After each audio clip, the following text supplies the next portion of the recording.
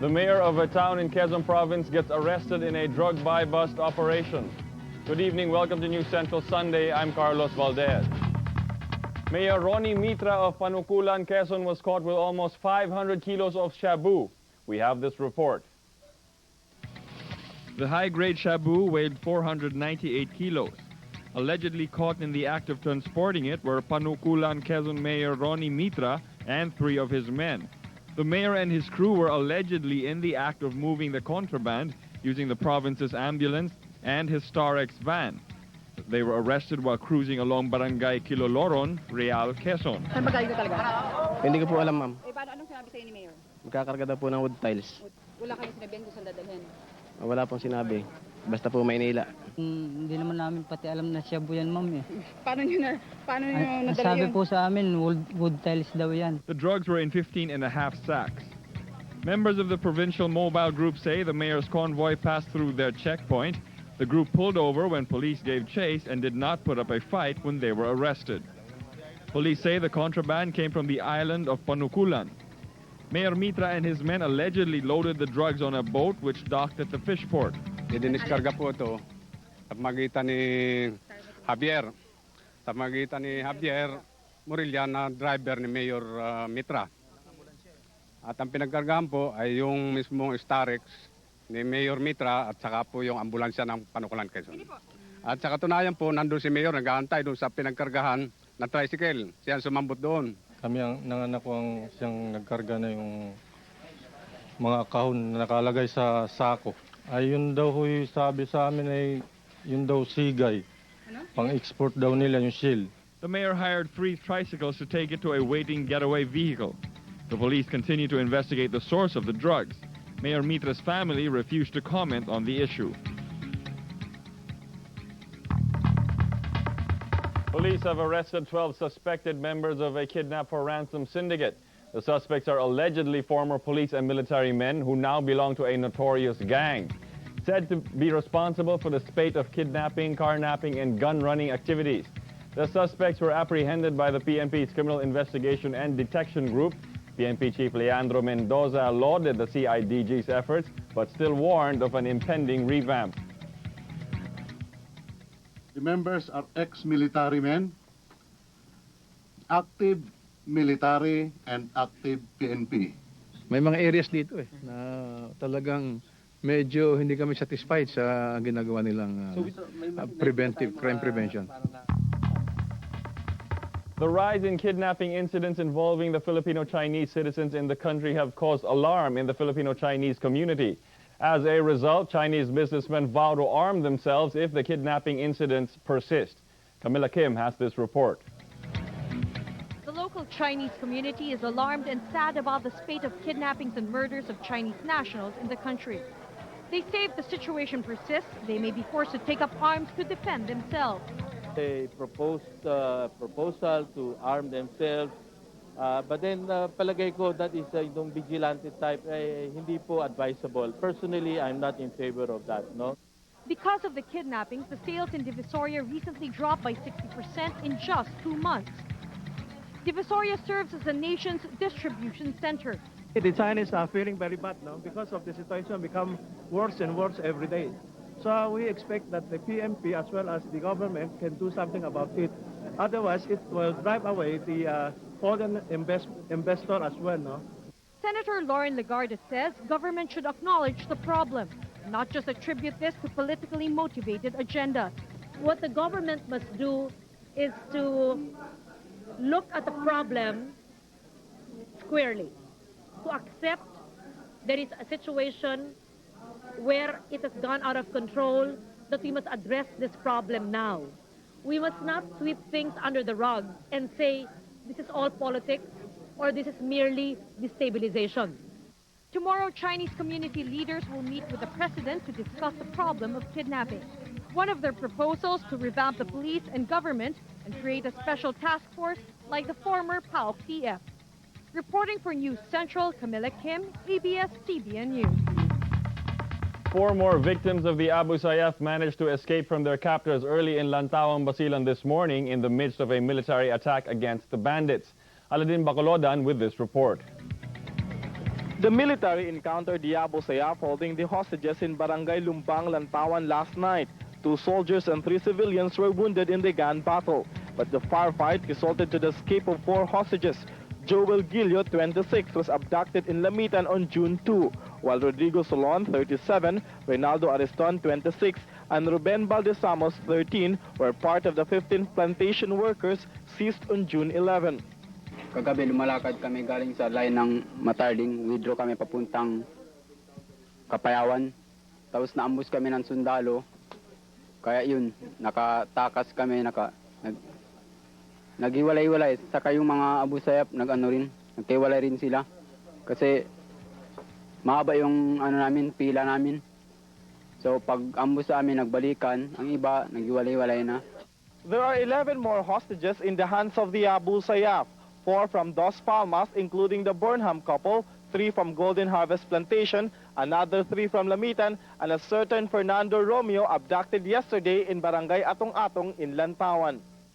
Si Mr. Burnham, pati yung misis niya. Payat na payat, saka palagi umiyak yung asawa niya kasi inaalala niya yung anak niya. The Abu Sayyaf is allegedly demanding $2 million as ransom for all the hostages. Pero siguro ito mga demand nila. Pero wala naman actually nag-call dito sa demand nito. Joel says they were forced to embrace Islam while in captivity. Gaddafi Chanjalani has also married hostage Reina Malonzo, while Isnilon Hapilon is engaged to Angie Montialegre from Dos Palmas. Yung Dos Palmas saka yung Amerikano, hindi. Kami lang mga local dito sa Basilan ang balik Islam lahat. Kasi pupugutan tayo ng ulo kung ano. But the military is alarmed by Joel's admission that 2 Arabs from Yemen were with Abu Sayyaf for 2 weeks. The suspected terrorist only left on October 5. Dalawa yun. Opo, dalawa. Mahigit lang yung dalawang 2 weeks. He confirmed on the presence of Arab nationals. Confirm niya, hindi lang niya makuha yung exact name, and he was referring them as from Yemen, Yemeni. Nabanggit niya ito. Of course, this is what he heard about it. And he also confirmed that during the World Trade Center bombing, all the Abu Sayyafs were jumping with joy about what happened. Reporting for News Central, Aladin Bacolodan, ABS-CBN News, Basilan. A farmer was beheaded while another was taken hostage by the Abu Sayyaf in Lantawan, Basilan yesterday. The victim, Isabelo Adlawan, and his 3 companions were walking near the boundary of Barangay Mangahas and Atong-Atong in Lantawan when they chanced upon the bandits. Adlawan was shot, then beheaded, while his companion Fernando Romeo was abducted. 2 others, Dalmacio Romeo and Expedito Buenbrazo, managed to escape. We'll have more news when News Central Sunday returns. Stay tuned. You're on News Central Sunday. Day 7 of the United States airstrikes against Afghanistan is underway in the battle to root out accused terrorist mastermind Osama bin Laden and his Al-Qaeda organization. Warplanes bombarded Afghanistan's 2 largest cities. The Taliban stronghold of Kandahar was pounded for 7 hours, and sources told CNN News a Taliban military headquarters were hit. The targets may also have included high-tension power lines leading into and out of the city. The Afghan capital Kabul was also hit, with 1 person reportedly killed. Bayan Muna Representative Crispin Beltran accuses the armed forces and the Department of National Defense of using the government's anti-terrorism drive to justify increases in its budget allocation. Beltran says the defense budget has increased by almost 20% in the last 2 years. The proposed defense budget is estimated at 70 billion pesos, while the DILG's allocation is 44.5 billion pesos. Beltran labeled next year's budget as the war budget, as the budget for the DND is bigger than those of education, health, and other social services. Labor groups led by government workers' organization Courage have threatened to launch protests to remind the Arroyo administration of the workers' problems. Courage National President Ferdy Gaite says various labor groups plan to work stoppages on October 25th. He says the Arroyo administration has not been paying attention to their problems, Government workers are pushing for a 3,000 peso across-the-board wage increase, while workers in the private sector are demanding a 125 peso wage hike. President Gloria Macapagal Arroyo wants to forge an extradition treaty with Beijing. The president will visit China next week for the Asia-Pacific Economic Cooperation, or APEC, summit. Mrs. Arroyo wants the extradition treaty following the arrest of 7 Chinese nationals for the kidnapping of the daughter of a Filipino-Chinese businessman. She says she wants the arrested Chinese nationals extradited to China so that Beijing will be the one responsible for punishing the suspects. The president adds she would also push for more cooperation on the transnational crime through the sharing of intelligence materials and immigration reports. When we come back, government sticks to its deficit target next year as it cannot afford to spend more to pump prime the economy. And an anthrax scare hits the United States. These stories and more when News Central Sunday returns. Stay tuned. Welcome back. You're on News Central Sunday. The government is sticking to its 130 billion peso budget deficit target for next year. Budget Secretary Emilia Bongkodin says the Arroyo administration will not change its revenue and spending target for next year, even if slower economic growth is expected. Bongkodin says revenue is expected to reach 624 billion pesos and spending to hit 754 billion in 2002. The government last week cut its growth target next year from 4.3% to only 4%, as exports, which contribute about 40% of the GDP, is expected to remain weak after the terror attacks on the U.S. President Gloria Arroyo and Thailand Prime Minister Thaksin Shinawatra have agreed to invite leaders of the developing Asian economies to discuss ways on how the region can weather the global economic slowdown during the APEC meeting and summit in China next week. Shinawatra is in Manila for a 2-day visit. The two leaders say it is crucial for Asian economies to find ways to ride through the storm. Most Asian economies have even barely recovered from the 1997 financial crisis. American company Polaroid Corporation filed for bankruptcy protection after being hounded by creditors for not meeting debt requirements. Polaroid says its creditors have agreed to intensify efforts to sell part or all of the company. U.S. Bankruptcy Court Chief Judge Peter Walsh approved a $13.1 million in emergency funds to allow Polaroid to meet its payroll and pay outstanding checks. But Polaroid says it received a $50 million commitment from a bank group led by J.P. Morgan Chase and company continue operations. Stocks closed higher Friday to end a losing run of 5 consecutive sessions. Analysts say the gains were boosted by bargain hunters and inspired by the sustained rebound on Wall Street and regional markets. The benchmark index was up almost 3%, while the broader market surged roughly 3%. All major sub-indices headed north, with the property index posting the biggest uptick. Value turnover improved to 583 million pesos. Advancers pounced decliners 54-8, with 22 issues unchanged. For the week, the main index was off 6.5%, piercing the 1,000 psychological level midweek for the first time in 10 years. Moving on to the currency market, the peso was slightly weaker against the greenback Friday. It was off 5 centavos to 50.80. Johnny No Ravalo of the Bankers Association of the Philippines says even though a U.S. economic recession is almost definite, investors still prefer to hold on to the dollar to stay on the defensive side in the absence of local positive developments. Leaders claim the only factor discouraging investors from bidding up the dollar further is Bangko Sentral intervention. For the week, the peso was a tad lower, down by almost 0.5%.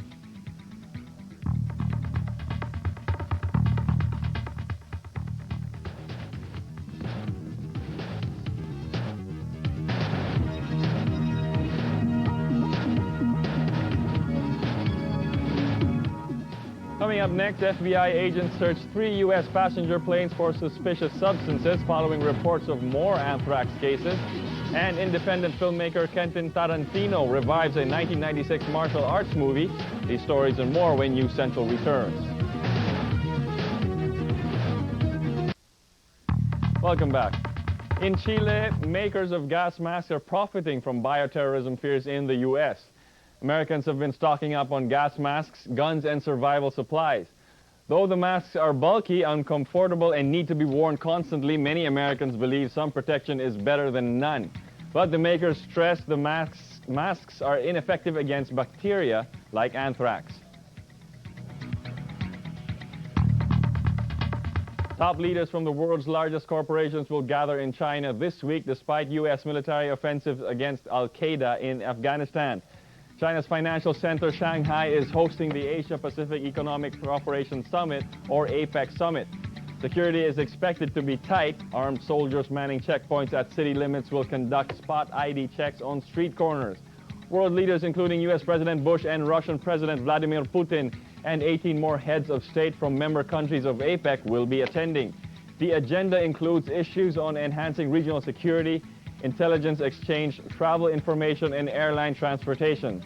The issue of terrorism is seen to be contentious, with the inclusion of largely Muslim nations like Indonesia.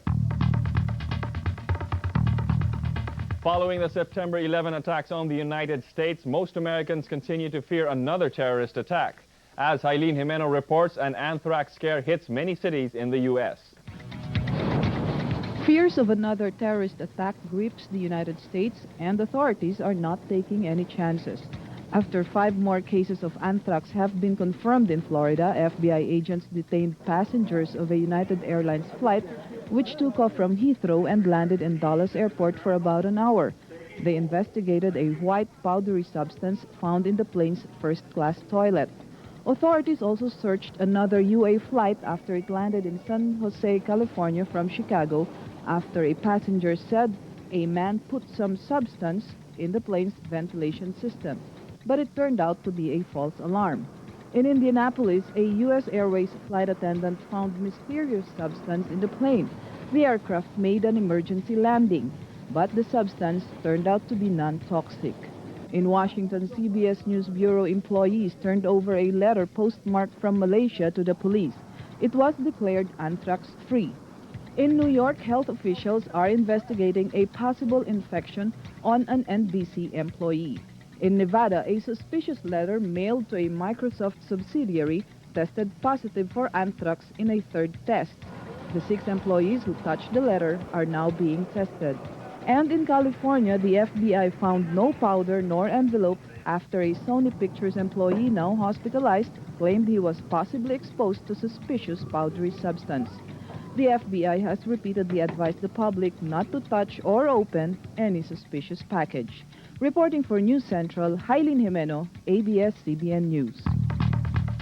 At the NBA games, the Negros Slashers massacred the Soc Sargent Taguig Marlins 127-106 at the Centrum de la Salle in Lipa City, Batangas.